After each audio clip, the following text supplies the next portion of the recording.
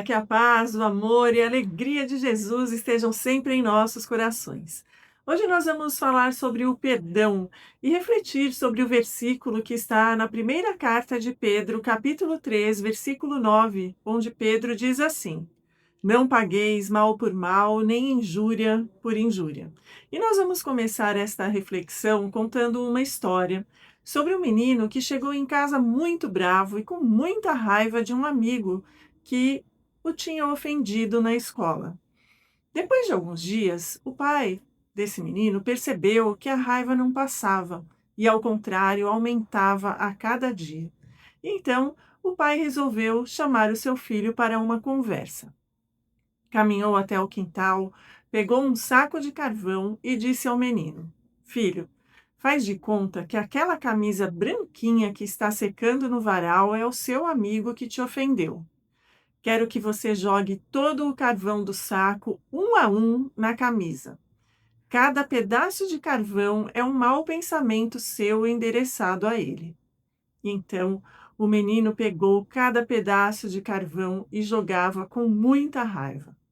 O varal, com a camisa, estava um pouco longe e poucos pedaços acertavam o alvo. Quando o menino terminou, o pai pegou a camisa do varal e levou o filho até a frente de um espelho. Quando o menino se olhou, tomou um susto, porque ele estava completamente sujo. Mal dava para ver a cor da sua roupa.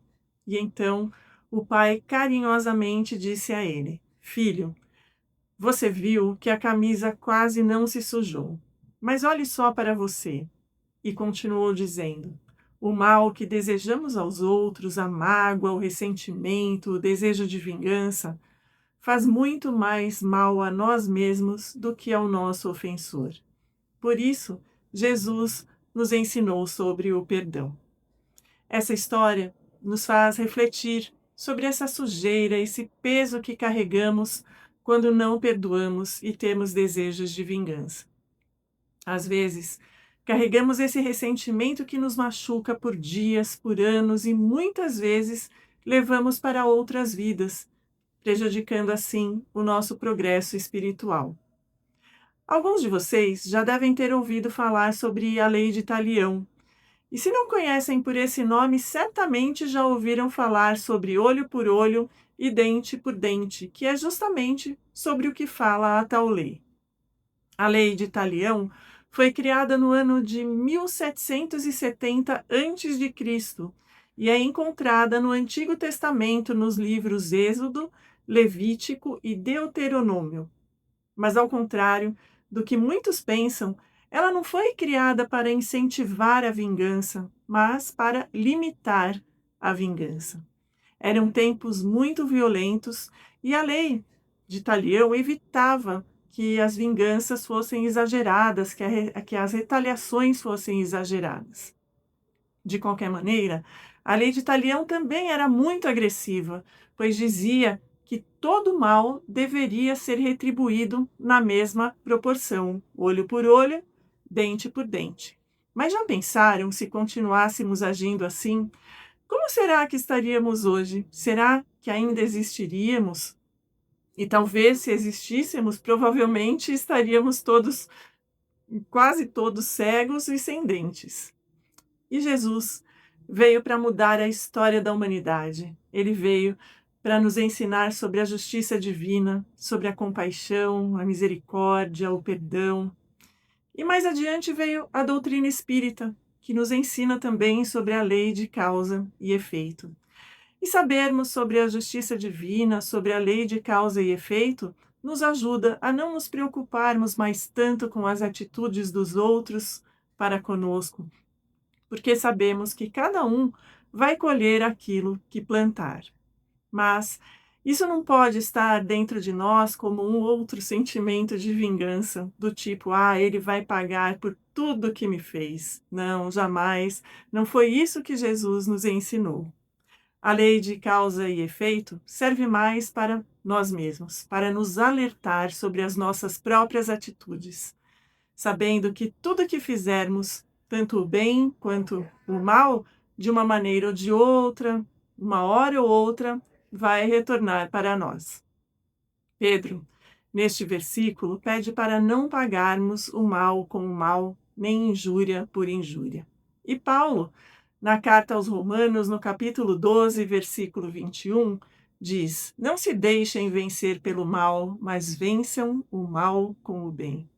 E aí muitos podem pensar: mas isso não é para mim. Eu ainda não estou nesse nível de evolução para fazer o bem para quem me faz o mal. Realmente, são poucas as pessoas que vivem aqui neste nosso mundo que estão nesse nível de evolução.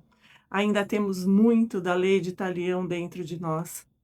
Queremos que quem nos feriu ou quem faz o mal pague e sofra exatamente o que nos fez sofrer.